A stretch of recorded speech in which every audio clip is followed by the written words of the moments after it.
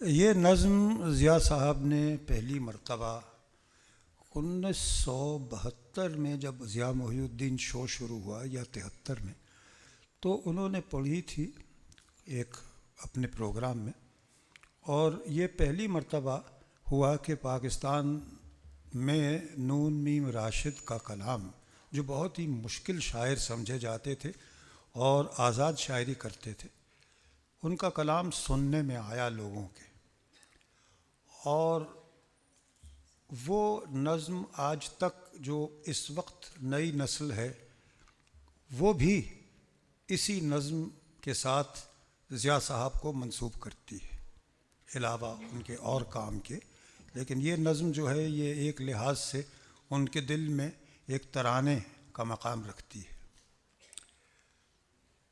خوش آمدید۔ آج ضیاء صاحب کے اعزاز میں یہ محفل سجائی گئی ہے، اور ان کے بارے میں یہی کہوں گا کہ انہوں نے ماشاءاللہ 93 برس کی عمر پائی، اور جانا سب کو ہے، دیکھنا تو یہ ہے کہ ان 93 برس میں انہوں نے کیا یہ کہ ایک ذخیرہ وہ چھوڑ گئے کام کا، پیشہ ورانہ مہارت کا، وغیرہ وغیرہ وغیرہ۔ تو فیصلہ یہ ہے کہ آج ہم ان کی زندگی کا ایک لحاظ سے جشن منانے یہاں جمع ہوئے ہیں۔ جب ان کا وقت آیا تو 3-4 دن میں آنن فانن چلے گئے، اور آخر میں تو بالکل بلا تکلیف کے ان کا آخری لمحہ آ گیا۔ وہ خود بھی یہ چاہتے تھے کہ ان کو اٹھا کے شہید کا مقام نہ دیا جائے، جو غیر شہید ہیں ان کا مطلب، بس وہ کہتے ہیں ہم کو جو کرنا تھا ہم نے کر لیا۔ ضیاء صاحب سے جب کوئی کہتا تھا میرے بارے میں کہ ہم آپ کے بھانجے نوید کو جانتے ہیں، تو وہ کہتے تھے کہ بھائی یہ محض اتفاق ہے کہ وہ میرا بھانجا ہے، وہ دراصل میرا دوست ہے۔ دوستی ہماری یوں شروع ہوئی کہ جب ہم 8-9 برس کے تھے تو ضیاء صاحب راڈا سے پڑھ کے آئے ولایت سے۔ اب اس زمانے میں کوئی ولایت سے آئے تو وہ تقریباً حاجی کا سا مقام رکھتا تھا، اور وہ بھی جس نے پیدل حج کیا ہو۔ تو ایک تو یہ بات، دوسری یہ کہ بڑے تھے بھائی عمر میں، ہم سے 10-15 سال تو بڑے تھے، تو وہ بات۔ پھر وہ انگریزی جو بولتے تھے آ کے، ولایت سے سیکھ کے جو آئے تھے، اس سے ایک عجب ہیبت، ایک خوف طاری ہو جاتا تھا کہ بھائی یہ بات یہ وہ کر رہے ہیں، انگریزی ایسی بول رہے ہیں۔ اور پھر وہ ہم ان سے چھپتے پھرتے تھے، چونکہ شین قاف کی غلطی وہ برداشت نہیں کرتے تھے تلفظ میں، اور گرامر کی غلطی اردو میں۔ یہ آپ کینچی کہہ رہے ہیں، یہاں آئیے، یہ کینچی کیا ہوتا ہے میاں؟ قینچی ہے لفظ، وغیرہ وغیرہ۔ تو ہم چھپتے ہی رہے۔ اب یہ میں بات کر رہا ہوں 55-56 کی۔ آیا دور سن 78 کا، میں کچھ مہینوں کے لیے ولایت گیا، لندن میں رہا۔ یہ اس زمانے میں ضیاء الحق کے دور سے شروع میں ہی عاجز آ کے نئے سرے سے اپنی روزی روٹی تلاش کرنے ولایت واپس چلے گئے، ایک سوٹ کیس لے کے، جیبیں خالی۔ میں کام کر رہا تھا وہاں بیٹھا ہوا، تو میرا فون بجا، بھائی آپ لندن آئے ہوئے؟ میں نے کہا جی، تو آپ نے کوئی اطلاع نہیں دی؟ میں کیا کہتا ہوں، آپ کو اطلاع دیتے کہ ہم آئے ہوئے؟ جی وہ نہیں، تم کھانے کا کیا کرتے ہو؟ میں نے کہا میں یہاں سے 5-6 میل پہ ہے، موٹر ہے میرے پاس، میں ساؤتھ ہال جا کے کھا لیتا ہوں۔ لا حول ولا قوت، وہ کوئی کھانا ہے؟ تم آؤ میں تمہیں پکا کے کھلاؤں گا۔ میں نے جی میں سوچا مارے گئے، چونکہ جو پاکستانی وہاں جاتا تھا روزی روٹی کی تلاش میں، وہ وہاں کھانا پکانا سیکھتا تھا، اور اس سے زیادہ بھیانک اور بد مزہ کھانا زندگی میں نہیں ملتا تھا۔ خیر میں نے کہا جی ضرور، اور میں نہ گیا۔ ایک ہفتہ گزرا، پھر فون آ گیا، بھائی آپ آئے نہیں؟ میں کہا جی وہ آپ آج شام کو آ جائیے. آئیے. اب کچھ چارہ نہ تھا, ہم پہنچ گئے. میں نے کوفتے اور دال بنائے ہیں,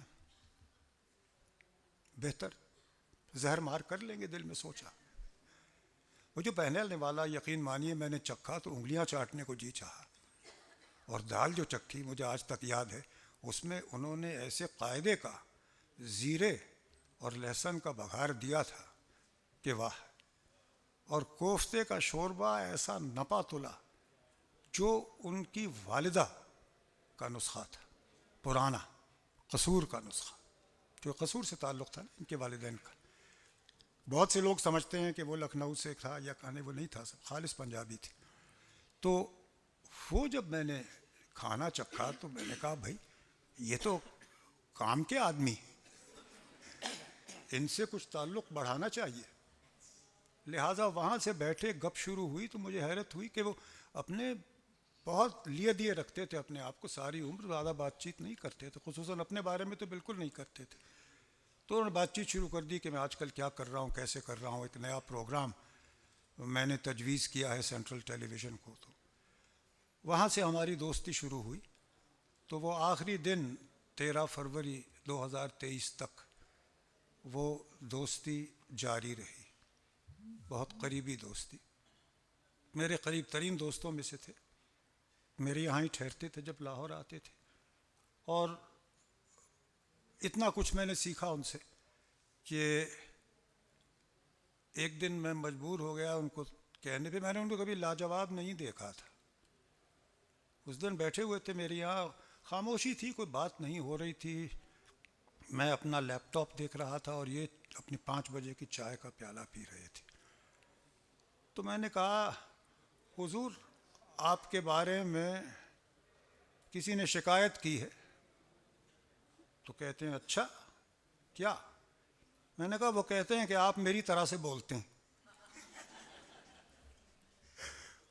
بالکل لاجواب شخصیت دیکھ کے یقین مانیے کہ وہ چائے کا گھونٹ جو منہ میں تھا وہ مشکل سے نکلا, باہر نہ آ گیا. آپ بہت سور ہیں. میں نے کہا آدھا ورث. تو وہ جو جملہ تھا کہ آپ بہت سور ہیں, وہ اصل میں وہ ضیاء محی الدین تھے. آنکھ میں شرارت کی چمک تمام عمر رہی ان کی. تو اب میں آج اپنے ساتھیوں کا تعارف کروا دوں. میرے برابر میں میرے پرانے رفیق عمر محمد خان کے برابر میں عالیہ اقبال, جن کے خاندان کا ضیاء صاحب سے بہت قریبی تعلق تھا. ان کے برابر میں عمر ہیں, عمر ریاض. انہوں نے جو ضیاء صاحب کی زندگی پہ اور ضیاء صاحب جو انسان تھے اس پہ فلم بڑی تفصیلی بنائی ہے 1.5 گھنٹے کی. اور وہ شاید ایک واحد ریکارڈ ہے ان کا اس پہلو سے کہ سب جانتے ہیں کہ ضیاء محی الدین کون تھے, تو انہوں نے یہ بتا دیا ہے کہ ضیاء محی الدین کیا تھے. ان کے برابر میں ایمان منو ہیں. یہ نئی پود سے خاص طور سے بلائی گئی ہیں. یہ ان میں ہیں جو ضیاء صاحب کی سالانہ محفل یہاں سجتی تھی 31 دسمبر کو. تو اسکولوں کے بچے ضرور بلائے جاتے تھے, تو یہ ان بچوں میں سے دونوں ہیں. ان کے برابر میں علی حیدر بیٹھے ہیں جو سائسا اسکول سے ہیں. ایمان منو لاہور گرامر اسکول سے ہیں, ڈیفنس سے. اور ان کو اسی لیے بلایا گیا ہے کہ یہ اس نسل کی نمائندگی کریں. تو میں شروع کرتا ہوں عمر سے, عمر خان سے, کہ آپ کئی دفعہ ملے ان سے یہاں وہاں, ویسے بھی بے تکلفانہ طور پہ. آپ کی کیا یادیں ہیں عمر؟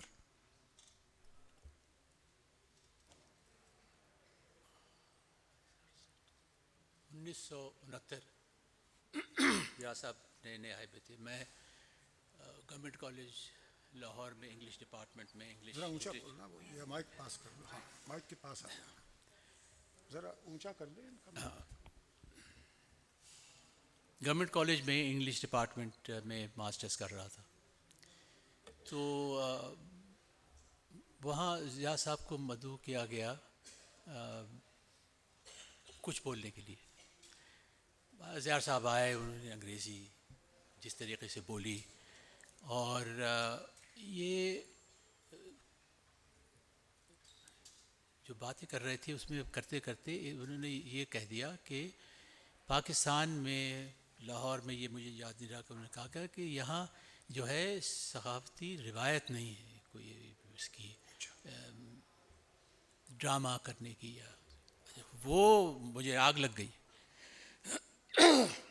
ایک چیز میں آپ کو بتاؤں کہ اس زمانے میں ایک عجیب روحانیت ہوتی تھی اس لڑکے کی جو کہ ماسٹرز کر رہا ہوتا تھا, وہ بھی گورنمنٹ کالج سے, اور وہ بھی انگلش ڈپارٹمنٹ سے. اس زمانے میں انگلش نہ صحیح بولی جاتی تھی نہ ہو, تو لوگ بہت امپریس ہوتے تھے. اب جب ضیاء صاحب نے یہ کہا تو مجھے بہت مجھے غصہ آیا. وہ بات رہی ہو گئی. ایک گیٹ ٹوگیدر میں اس زمانے میں ٹی وی اسٹیشن پہ یہ جو ہے ڈرامے وغیرہ میں حصہ لیا کرتا تھا, تو ایک گیٹ ٹوگیدر ہوئی. اس میں پروڈیوسرز تھے, ضیاء صاحب تھے, میں تھا, اور ایک دو اور لوگ تھے. اب میں نے جو انہوں نے کہا تھا ہمیں کہ ہم بالکل جاہل مطلق ہیں اس سلسلے میں نے کہا آج جو ہے میں کروں. تو میں اب ان کے پاس بیٹھا. میں نے کہا ضیاء صاحب یہ بتائیے کہ آپ کے پاس بہت اسکرپٹس آتی ہوں گی اور آپ جو ہیں وہ اس کو ریجیکٹ بھی کرتے ہوں گے. کہہ لیں ہاں. میں نے کہا آپ ریجیکٹ اس لیے کرتے تھے کہ رول اچھا نہیں تھا, یا یہ کہ آپ یہ ریجیکٹ کرتے تھے کہ آپ سے رول ہوگا نہیں؟ وہ کہہ لے نہیں ایسی تو کوئی بات نہیں. میں کہہ نہیں سچی بات بتائیے. تو انہوں نے پھر ادھر ادھر سے کرنا شروع کر دی. اب میں ان کے پیچھے اسی قسم کے بے تکے سوال جو کرتا رہتا, کیونکہ میں نے کہا تھا کہ آج بھائی ہم بتا دیں گے بھائی یہ کون صاحب ہیں ضیاء محی الدین, راڈا یار, واٹ راڈا یار. اور دوسری چیز یہ ہے کہ انہوں نے ڈرامے میں حصہ لیا. بھائی ہم نے بھی ڈرامے میں حصہ لیا, ہم بھی جناب جو ہے 50 کے قریب تو ہم نے ڈرامے کر لیے. تو یہ کیا ہے؟ یہ چلتا رہا بہت. خیر وہ محفل بھی ختم ہوئی. مجھے یہ نہیں پتا کوئی ہفتے تھے یا ایک آدھ مہینہ تھا کہ میری نوید سے ملاقات ہوئی. انہوں نے کہا بھائی وہ ماموں جو ہیں تم سے بہت ناراض ہے, تم نے سنا ہے ان کے ساتھ بہت ہی بدتمیزی کری تھی. میں نے کہا ہاں یار ذرا بس ریکارڈ لگا رہا تھا ان کا. کہنے لگے یار یہ خیر بہرحال وہ بات ہو گئی. میں ان کے گھر گیا تو میں نے دیکھا ضیاء صاحب جو ہیں وہ دیوان پہ لیٹے ہوئے. میں ان کے پاس گیا اور میں نے ان سے کہا کہ صاحب میں نے اس دن آپ کے ساتھ بہت بدتمیزی کری تھی, میں اس کی بہت معافی چاہتا ہوں. اور میں یقین کریے کہ دل سے میں بہت وہ تھا, شرمندہ تھا اس سلسلے میں. ضیاء صاحب اٹھ کے بیٹھ گئے. کہنے لگے دو چیزیں ہیں, ایک تو یہ ہے کہ ان سوالوں کا مجھے سمجھ نہیں آئی. دوسری چیز یہ ہے کہ آپ کا یہ پتہ آپ کو ہوتے ہوئے کہ میں آپ کے بہت ہی عزیز دوست کا ماموں ہوں, آپ نے پھر بھی نہیں چھوڑا مجھے. میں نے بہرحال ان سے بہت معافی مانگی اور انہوں نے کہا نہیں آپ کا. میں نے کہا please try to find some way to forgive me. کہنے لگے نہیں بھائی یہ بہت بڑی بات, تم کیا کر رہے ہو, اور وہ کر کے انہوں نے ختم کر دی. میں یہ کہہ رہا تھا کہ یہ جو ہے یہ بات ختم ہوئی نہیں, ہو نہیں سکتی جس قسم کی. مگر آپ یقین کیجئے کہ یہ جب اس قسم کے لوگ چلے جاتے ہیں تو لوگ ان کے سلسلے میں ایسی باتیں لکھتے ہیں جو کہ شاید ان کی والدہ کو بھی نہیں پتہ ہوں. بہت اونچی وہ ہوتا یہ تھا کہ اپنے بس وہ درجہ دیتے تھے کہ پیری فقیری کا اس قسم کا. میں نے کہا مگر میں آپ کو یہ بتاؤں کہ بہت ان سے ملاقاتیں رہی نوید کی وجہ سے, ویسے بھی کبھی انہوں نے جو ہے اس کا ذکر نہیں کیا کسی طریقے سے, کوئی یعنی ایکسپریشن سے یا بات چیت سے انہوں نے یہ محسوس نہیں ہونے دیا کہ وہ چیزیں یاد رکھتے ہیں یا وہ ناراض ہیں کچھ ہیں. میں نے ایک کتاب لکھی تھی, میں نے ان سے کہا تھا کہ اس کو پڑھ لیجئے. انہوں نے پڑھا, مجھے بتایا تھا ایسا. یہ ساری چیزیں اس وہ کری. بہت دریا دل آدمی. تو میں آپ کو یہ بتا سکتا ہوں میرے اپنی حیثیت سے, ویسے معافی چاہتا ہوں کہ میری روحانیت تقریباً ختم ہو گئی ہے. وہ اسی وقت ختم ہوتی جب آپ آہستہ آہستہ جانے شروع کرتے ہیں ایک خاص 6x6 پہ. مگر وہ جو ہیں ہی نیور مینشن دیٹ. اور میں یہی سوچتا تھا یہ نوید کہہ رہے تھے کہ اس کے اور دوسری چیز جو ہے شاید یہ بعد میں ہم کریں گے، ان کی جو پرفیکشن کے سلسلے میں جو وہ ہر طریقے سے کرتے ہیں، which I would talk about later. But he was a very strange person in that sense کہ he made you feel so comfortable. And he was not a small man. وہ تو میں نے اپنی اس وہ جس میں میں گندے پانی میں چھلانگیں مار رہا تھا، جب میں نکلا اور نہا دھو کے پھر میں نے I realized what a man he was and what he took from me and did not go after me. کچھ نہیں انہوں نے اس کے سلسلے میں کرا. میں آپ سے عرض کروں عمر کہ آپ نے کہا کہ بہت فراخ دلی سے ہر ایک کو ملتے تھے، نہیں یہ ٹھیک نہیں ہے. بہت اپنے میں رہتے تھے، بہت لیے دیے رہتے تھے. اور نہیں میں اپنی بات کر رہا تھا. ہاں صحیح تم کہہ رہے ہو نا کہ بالعموم نہیں بالعموم نہیں، میں نے کہا تھا میرے مجھ سے انہوں نے کبھی جو ہے ہاں نہیں کیا. میرے ایک اچھے پرانے واقف تھے اور مجھے 3-4 سال پہلے کہا کہ میں اسلام آباد سے آ رہا ہوں صرف ان کی ریڈنگز میں 31 دسمبر والی، تو اس میں 1-2 دن پہلے آ رہا ہوں، تو اگر تم کسی طرح سے میری ملاقات کروا سکو. میں نے پوچھا ضیاء صاحب سے تو کہنے لگے بھائی تمہارے دوست ہیں تو بلا لو. تو وہ آئے اور وہ بہت پہنچے ہوئے افسر تھے. تو وہ آئے اور میرا دوست آیا، میں نے ملوایا، بٹھا دیا کمرے میں، گول کمرے میں، اور میں اٹھ کے دوسرے کمرے میں آ گیا. 15 منٹ گزرے تو میں دیکھا کہ ضیاء صاحب چلے آ رہے ہیں. تو مجھ سے کہتے ہیں 15 منٹ بہت ہوتے ہیں بھائی، اب آپ سنبھالیے انہیں. ملتے بہت کم تھے لوگوں سے. ضیاء صاحب کے کام کا سلسلہ پہلے تو جب وہ ضیاء محی الدین شو کرتے تھے تو وہ بھی 10-15 سال پرانا ہو چکا تھا. لوگوں کے ذہن میں ضرور تھا، آج تک ہے، خاص طور سے آخر میں وہ جو کہتے تھے کہ لگے ٹھیکا. لیکن مدھم ہو گئی تھی ان کی شہرت. تو اس کے نتیجے میں پھر انہوں نے ویسے ہی فیض صاحب سے بہت دوستی تھی ان کی، تو فیض صاحب نے ان سے 1-2 مرتبہ ویسے ہی تذکرتاً کہا کہ بھائی کبھی ہمارا کلام بھی سنا دیا کرو. تو ضیاء صاحب کہتے میں ابھی ارادہ ہی کر رہا تھا تو فیض صاحب کی اچانک وفات ہو گئی اور میں بہت شرمندہ اور بہت افسردہ رہا. تو وہ آئے کراچی، جب ولایت میں رہتے تھے ان دونوں برمنگھم میں انگلینڈ میں، تو وہ آئے کراچی. منصور بخاری EMI کے اس وقت سربراہ تھے، ان سے ان کی بہت دوستی تھی. تو انہوں نے کہا بھائی منصور میں کوشش چاہتا ہوں کہ فیض صاحب کی شاعری کا ایک کیسٹ. انہوں نے کہا بسم اللہ. تو وہ پہلا ضیاء صاحب کا، یہاں ہم تو ریڈنگز کہتے ہیں، ضیاء صاحب اسے پڑھنت کہتے تھے، پڑھنے سے. تو وہ پڑھنت کی کا پہلا جو تھا نمونہ وہ فیض صاحب کی محبت نے کے عنوان سے کیسٹ ہوا. پھر کراچی میں EMI نے مل کر ان کی پڑھنت کی پہلی محفل رکھی. تو ان کے جو CDs ہیں ان میں پہلی 2 جلدیں کراچی کی ہیں. پھر کراچی میں دنگے فساد شروع ہو گئے تو اس کے نتیجے میں بند کرنا پڑا. میں نے کہا ان سے کہ آپ لاہور میں کیجیے. کہتے میاں ہرگز نہیں، میں ریگستان کے آخری کونے میں پیاسا مرتا کر لوں گا، لاہور میں نہیں کروں گا. میں نے کہا صاحب کیوں؟ کہتے ہیں جب میں یہاں ضیاء محی الدین شو کرتا تھا واپڈا ہاؤس کے اور نیچے تہ خانے میں، تو یقین مانو کہ 2 سے 3 دن مجھے ایڈیٹنگ میں اس کے لگ جاتے تھے، صرف جو حاضرین کی فحش کلامیاں تھیں. وہ کہتے کہ گالیاں منچلے جو اپنی دھاک بٹھانے کے لیے کرتے تھے، 2 سے 3 دن لگ جاتے تھے ایڈٹ کرنے میں. میں نے کہا صاحب وہ جس ادارے نے ان کو بلایا تھا آپ اسے جانتے ہیں، وہ کوئی خاص خیال نہیں رکھتے کہ کس طرح کے لوگ آ رہے ہیں، آپ موقع تو دیجیے. اچھا کرتے ہو تو کر لو. تو وہاں سے یہ روایت شروع ہوئی کہ 31 دسمبر، اور 31 دسمبر اس لیے ہوئی کہ ان دنوں ہی وہ ہوتے تھے اور کوئی تاریخ نہیں تھی. دسمبر کے آخر وسط میں وہ آ جاتے تھے تو کوئی اور تاریخ نہیں تھی. 6 بجے شام علی آڈیٹوریم. تو پہلی محفل کے لیے باوجود ضیاء محی الدین کے نام کے مجھے 1400-1500 فون کالز کرنے پڑتے تھے لوگوں کو، منت سماجت کی بھر جائے.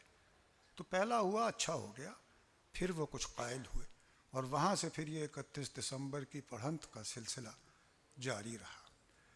اس میں ہمیشہ کوشش یہ رہتی تھی کہ نوجوان آئیں، نوجوان بھی آئیں.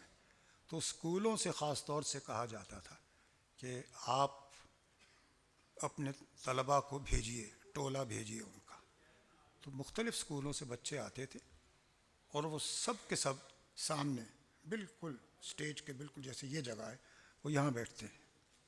اس سال جنوری میں آخری محفل تھی، تب بھی وہی تھا، 50 70 100 بچے آ جاتے تھے. ضیاء صاحب نے مجھ سے کہا کہ لاہور، میں نے ساری دنیا میں انہوں نے جا کے پڑھنت کی محفلیں سجائیں، برطانیہ، امریکہ، مشرق وسطیٰ، پاکستان، ہندوستان. وہ کہتے تھے کہ علی آڈیٹوریم کی جیسی محفل ہوتی ہے وہ اور کہیں نہیں مجھے ملتی، اور مجھے 2 چیزیں تحریک دیتی ہیں جب میں پڑھ رہا ہوتا ہوں. ایک، وہ کہتے ہیں کہ یاد رکھو خاموشی کی کئی طرح کی خاموشی ہوتی ہے، اور ہر طرح کی خاموشی کی اپنی زبان ہوتی ہے، اور لاہور میں جس قدر انہماک والی خاموشی میں پاتا ہوں وہ کہیں اور نہیں ہوتی. اور دوسری چیز جس سے مجھے تحریک ملتی ہے وہ بچے ہیں، وہ بچیاں ہیں جو سامنے بیٹھی ہوتی ہیں، اور کبھی میں چور نظر سے ان کے چہرے پڑھتا رہتا ہوں.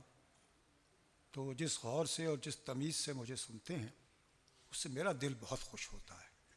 تو اسی سلسلے میں آج کی محفل میں بھی ہم نے خاص طور سے ان ایک لوگوں، علی حیدر کو اور ایمان منو کو بلایا ہے. ایمان،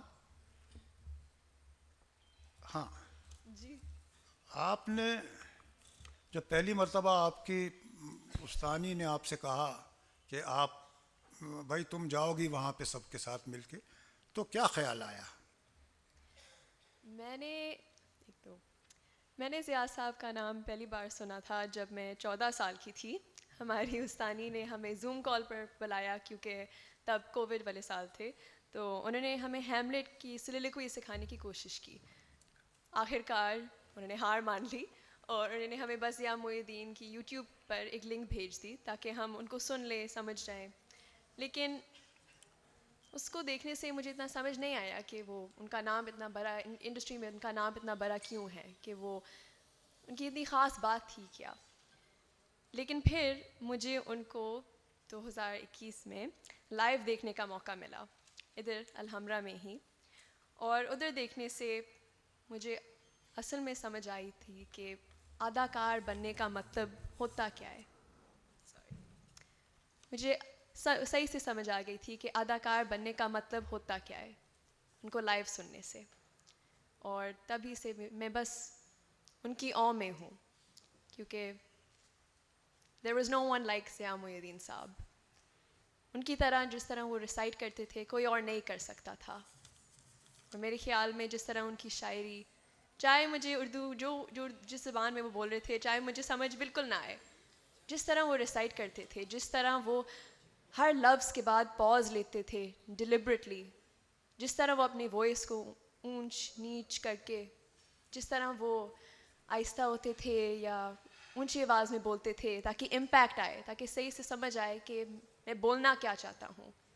جس انسان کو اردو کی زبان سمجھ ہی نہیں آئے ان کو بھی پتہ چل جاتا ہے کہ ضیاء محی الدین صاحب کہنا کیا چاہ رہے ہیں، کہ وہ کس طرح پرفارم کرنا چاہ رہے ہیں. یہ ان کی خاص بات تھی، اور ان کو لائیو دیکھنے سے مجھے یہی بات سمجھ آئی تھی. شکریہ بیٹا. میں آپ سب سے ایک گزارش کرنا چاہتا ہوں، اس کو بہت سنجیدگی سے غور کیجیے گا کہ اب اگر کسی کی موبائل کی گھنٹی بجے تو کارروائی رک جائے اور ہم سب اس پہ ناچیں. اور جن کا موبائل بج رہا ہے، ہاں بالکل، اور جن کا موبائل بج رہا ہے وہ تالیاں بجائیں. خدا را اس شیطانی چرخے کو بند کر دیجئے، صرف 50 منٹ کی بات ہے، بند کر دیجئے. جی کچھ فرمایا کسی نے؟ اچھا نہیں، ٹھیک ہے. تو علی میاں، آپ کو کیا لگا جب آپ پہلی مرتبہ گئے اور کیا سیکھا آپ نے؟ مجھے یاد ہے جب پری کووڈ، اس سے پہلے کووڈ سے 1 سال پہلے ہم آئے تھے پہلی دفعہ ضیاء صاحب کے شو کے لیے علی آڈیٹوریم میں. اور جب ہم آئے تھے تو اس وقت آپ کو پتہ ہے کہ جیسے 7ویں 8ویں کلاس کے بچوں کو اتنی مشکل اردو سمجھ نہیں آتی، لیکن ضیاء صاحب کا جو ٹیلنٹ تھا وہ یہ تھا کہ جب وہ بات مذاق کی حص میں کرتے تھے تو ہمیں پتہ لگتا تھا کہ بات فنی بات ہو رہی ہے، یا اگر وہ بات کو بہت کوئی سیریس بات کرتے تھے تو پتہ لگتا تھا کہ ایک سیریس بات ہے. اور ضیاء صاحب کا ایک اور بہت اچھا ٹیلنٹ تھا کہ ہم نے جیسے دنیا میں دیکھا ہے کہ جتنے بھی یا رائٹرز یا جو بھی ایک زبان سے جب سٹک کرتے ہیں تو وہ اسی زبان پہ رہتے ہیں، لیکن ضیاء صاحب کے اندر جو کوالٹی تھی وہ یہ تھی کہ ضیاء صاحب اگر انگلش پڑھتے تھے ان جیسی کوئی انگلش پڑھ نہیں پاتا تھا، اور ضیاء صاحب اگر اردو پڑھتے تھے اور اردو کے بھی ایکسنٹ جیسے حیدرآبادی اردو یا جس مرضی طرح کی وہ اردو پڑھتے تھے تو وہ ان کا جو لیول تھا ویسا آج کی دنیا میں اس طرح کی پڑھنت میرے خیال میں کوئی نہیں کر سکتا. اور ضیاء صاحب کا جو اردو ادب کے ساتھ جو لگاؤ تھا، جب وہ پڑھتے تھے تو عوام انہیں اتنی خاموشی سے سنتی تھی ان کی باتوں کو. تو اتنا بڑا ٹیلنٹ ہم سمجھتے ہیں کہ اتنا بڑا ٹیلنٹ آج کی دنیا میں ضیاء صاحب کے علاوہ ہمارے پاس اور کوئی نہیں ہے. اور ضیاء صاحب کا یہی ٹیلنٹ کہ وہ جب جس طرح پڑھتے تھے ایک چیز ہر چیز پہ تلفظ ان کے پوزز، وہ چیز اس طرح کی تھی کہ اگر 1000 لوگ بھی بیٹھے سن رہے ہیں نا اور کوئی ایسا بندہ جسے اردو بھی نہیں آتی ہے لیکن وہ چیز پڑھ رہے ہیں تو وہ بندہ اتنے فوکس سے سنتا تھا. وہی ایمان والی بات کہ انسان کو ایک اٹیچمنٹ ہو جاتی ہے ان کی آواز سے، ایک لگاؤ ہوتا ہے، اور جو یہ ٹیلنٹ ہر انسان کے اندر نہیں ہوتا. تو ضیاء صاحب کا یہ جو اپنا ٹیلنٹ تھا آج کی دنیا کے اندر اس طرح کا ٹیلنٹ ہونا ایک بہت بڑی بات ہے، اور ہم سب فخر کرتے ہیں ضیاء محی الدین کی پریزنس میں کہ پاکستان کے پاس اتنا بڑا سٹار ہم نے ابھی کھویا ہے اور ہم ان پہ فخر کرتے ہیں. شکریہ. شروع میں جب لوگوں کو دعوت دی جاتی تھی، منت کی جاتی تھی، تو ساتھ ساتھ ان سے یہ بھی کہا جاتا تھا کہ آپ اپنے بچوں کو ضرور لائیے 14 سال سے بڑی عمر کے. کہے نہیں بچے، جی کیوں؟ وہ اردو سے بہت دور بھاگتے. ارے میں نے کہا لے آئیے. نہیں وہ بیزار ہو جائیں گے. میں نے کہا دیکھیے ان کی ابھی عمر 14 سال ہی سے یا 15 سال کی ہے. بہت سے موقع ایسے آئے ہیں جہاں وہ 1.5 گھنٹہ بیزار ہوئے ہیں، یہاں بھی ہو جائیں گے زیادہ سے زیادہ. لے آئیے آپ انہیں. خدا نخواستہ کرتے کرتے اس وقت اسکولوں میں پہلے چند سال نہیں، پھر خیال آیا کہ اسکولوں سے بلوائے. اس وقت تھوڑا سا نام بھی ہو گیا تھا اس تقریب کا. تو بچے آتے تھے تو میں ہمیشہ جب وہ جا رہے ہوتے ہیں لوگ ختم اختتام پہ، تو میں بچوں سے ہمیشہ پوچھتا ہوں، نوجوانوں سے، کہ ہاں بھائی کیسا رہا؟ انکل بہت اچھا. انکل ہم اگلے سال پھر آ سکتے ہیں؟ بیٹا اماں ابا سے کہو تو ٹھیک ہے. اور میں نے کہا سمجھ میں آیا تمہارے؟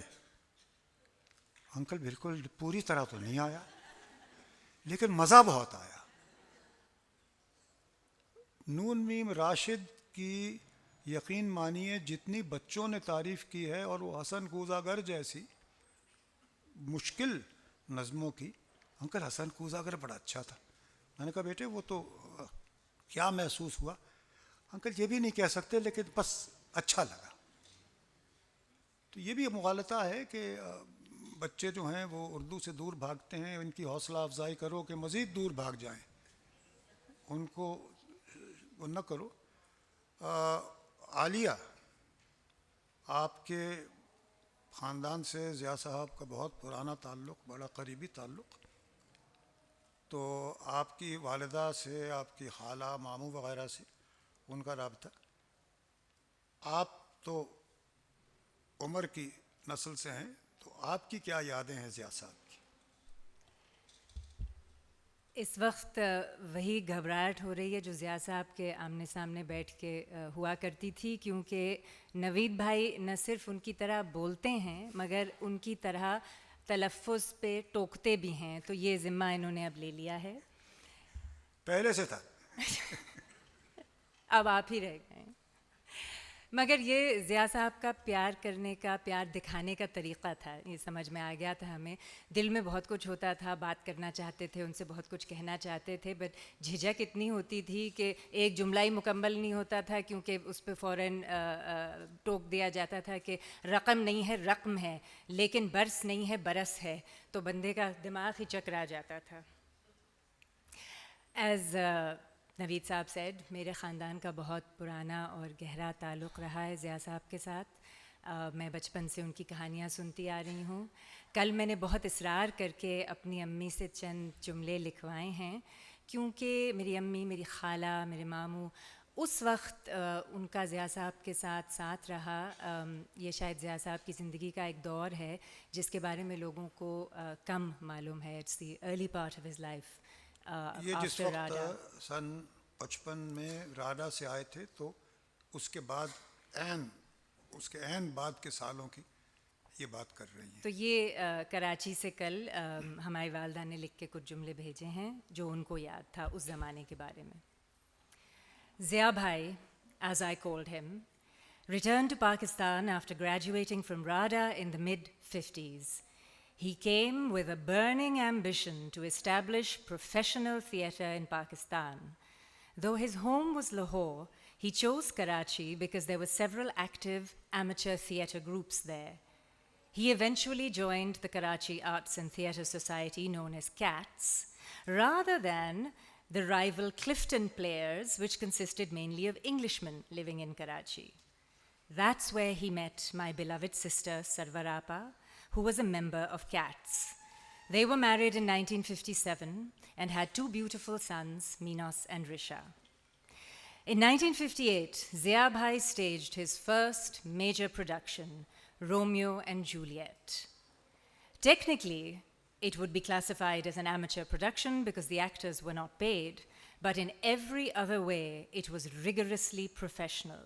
There was a huge cast, elaborate costumes, intricate stage choreography, and unending rehearsals. The masked ball scene was the most magnificent Karachiites had ever seen on the stage. Zia Bhai took no shortcuts. Everything had to be just so. He was a hard taskmaster. He used to say perfection cannot be achieved without hard work. I played the part of Juliet and was given the impossible task of learning to project my voice without a microphone such that a whisper could be heard in the back of the hall. His hard work paid off. Every actor performed beyond their best ability, and the show was a huge success. It ran at the Theosophical Hall on Bandar Road for a whole week, an unprecedentedly long time for an English play in Karachi. After this, Zia Bhai decided to do Urdu plays professionally. One of his best productions was Khwaja Muinuddin's Lal Qile Se Lalu Khet. It was a smashing hit.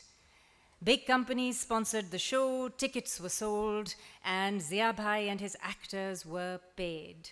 His dream of establishing professional theatre in Pakistan had come true. Thank you. شکریہ. اب میں دوسرے عمر سے کہوں گا کہ آپ کا ان کے ساتھ کافی سال 3-4 سال غالباً لگ گئے تھے فلم بنانے میں، فلم بندی کرنے میں. 7 سال. یہ 7 سال میں تو فلم تیار ہوئی تھی ایڈیٹنگ سمیت. نہیں، وہ ضیاء صاحب سے کوئی نہ کوئی رابطہ رہتا تھا، مگر وہ پورے 7 سال فلم میں انہوں نے شہرت لی. اس فلم میں سب سے جو بات ہے وہ یہ ہے کہ یہ خود ہم لوگ سب بہت حیران تھے کہ وہ کس طرح کھلے ہیں اور کس طرح انہوں نے اپنی ذاتی اندرونی باتیں کی ہیں جو وہ نہیں کیا کرتے تھے کبھی سوائے بہت چند لوگوں کے ساتھ. تو عمر، اس پہلو کو ذہن میں رکھتے ہوئے آپ بتائیے کہ آپ نے آہستہ آہستہ ان کی شخصیت کو، ان کے رازوں کو کھولا کیسے؟ سب سے پہلے تو مجھے سب کو بتانا ہوگا کہ میرے تعارف میں نوید صاحب نے ایک بات آپ کو نہیں بتائی کہ اتفاق سے یہ میرے والد صاحب ہیں.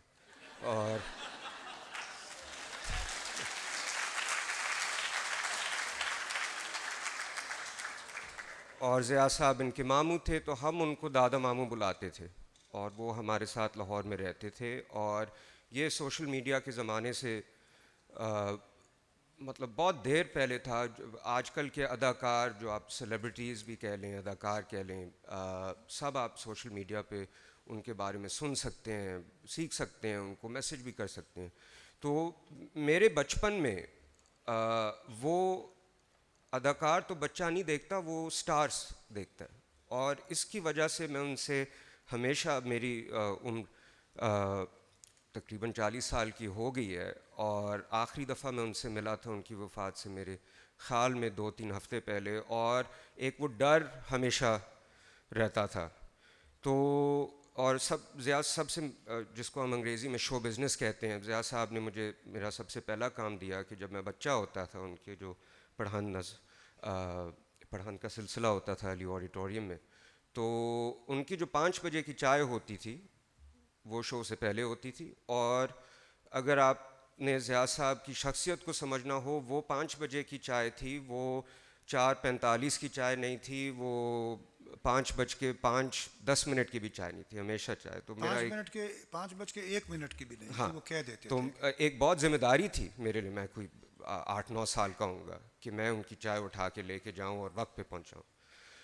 بہت سی دیر گزر گئی, میں نیو یارک چلا گیا, میں نے فلم سیکھی, اور میں نے کہا کہ ضیاء صاحب کا صرف جو یہ پڑھان کا سلسلہ ہوتا ہے, اس کی کوئی ریکارڈنگ ہونی چاہیے اچھی. اس سے پھر میں نیو یارک گیا, اور سب ٹائٹلز کے بغیر میں نے اپنی ڈاکیومنٹری کلاس میں لوگوں کو دکھایا, اور انہوں نے کہا کہ بھائی یہ ہیں کون, کیونکہ ہمیں کچھ سمجھ نہیں آ رہا کہ یہ کیا کہہ رہے ہیں. دنیا بھر کے لوگ تھے وہاں کلاس میں, مگر کچھ ایک جادو سا ہے جو اسکرین سے ہمیں محسوس ہو رہا ہے.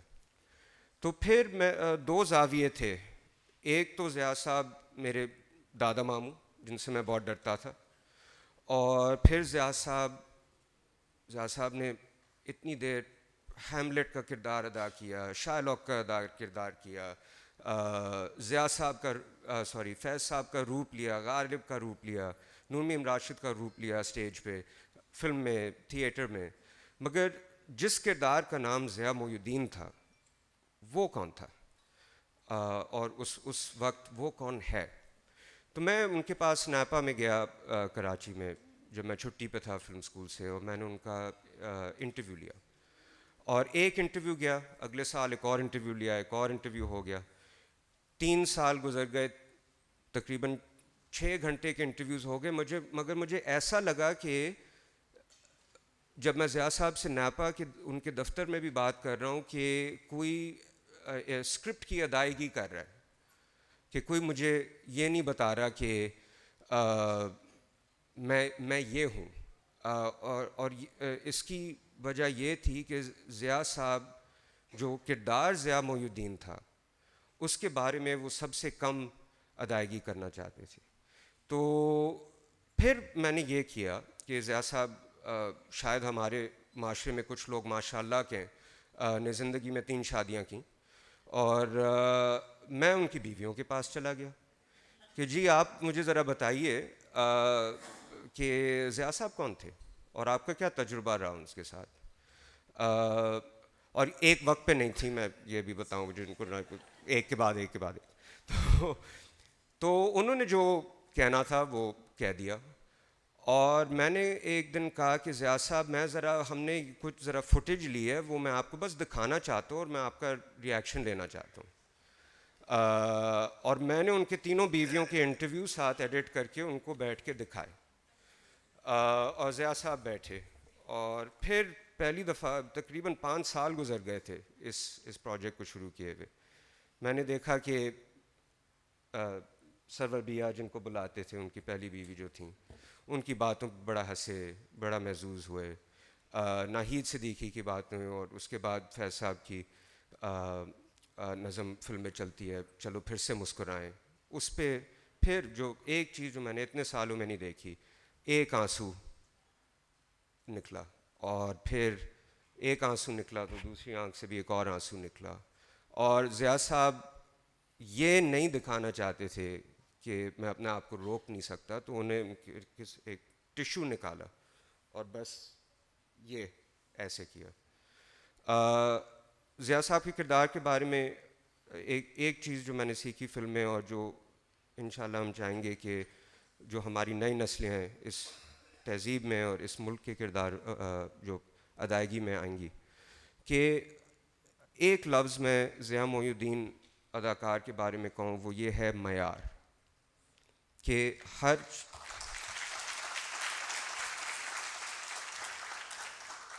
کہ اگر کسی چیز کو میں معیار سے نہیں کر سکتا اور خوب سے خوب تر معیار سے تو میں کروں گا ہی نہیں.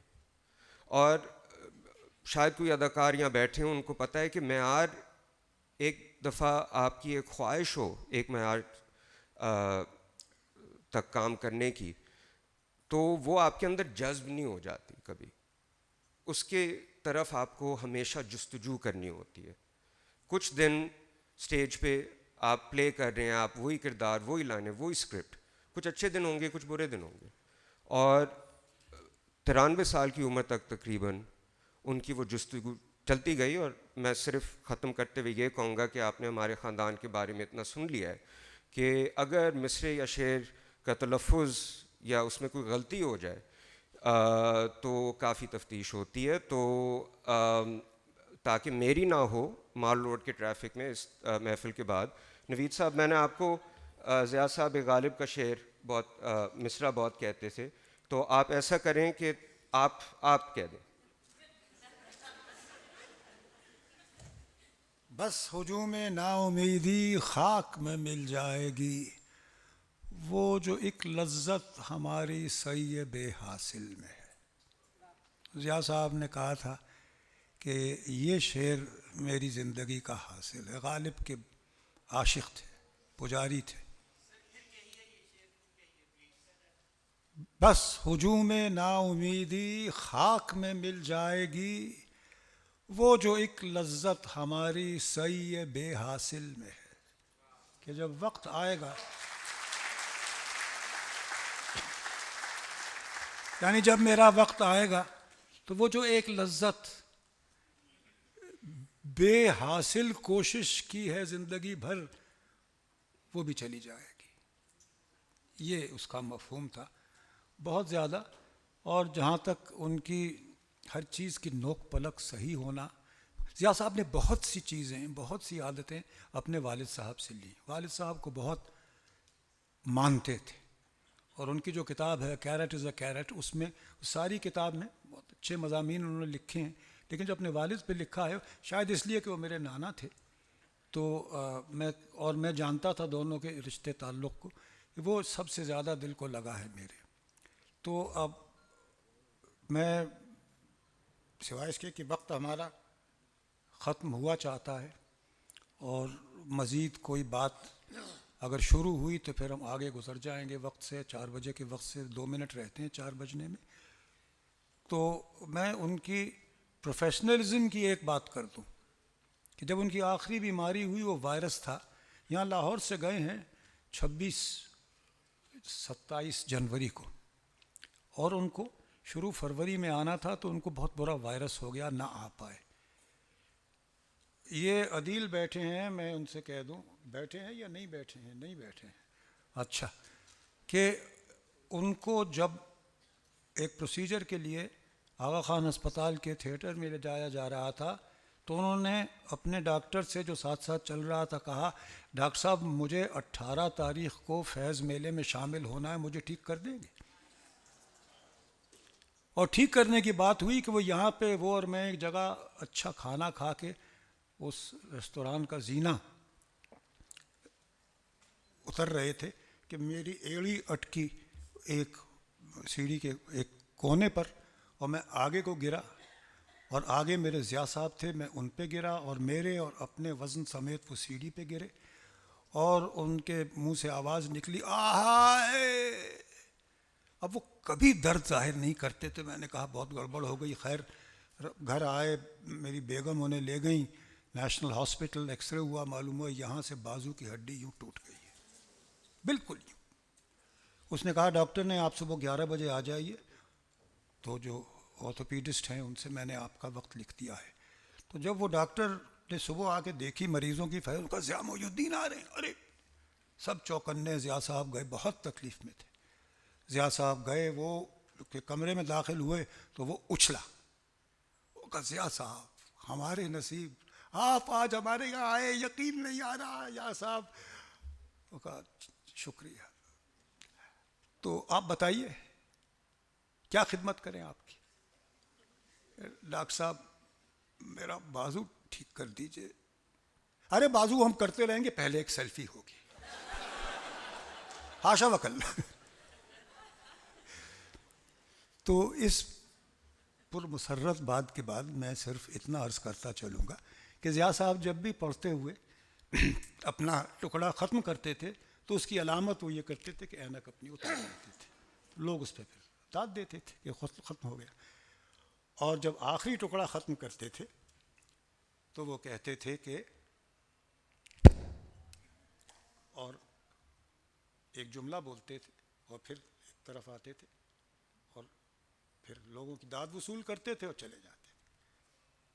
तो वो जुमला था, आपकी मोहब्बत, आपकी तवज्जो का बेहद शुक्रिया।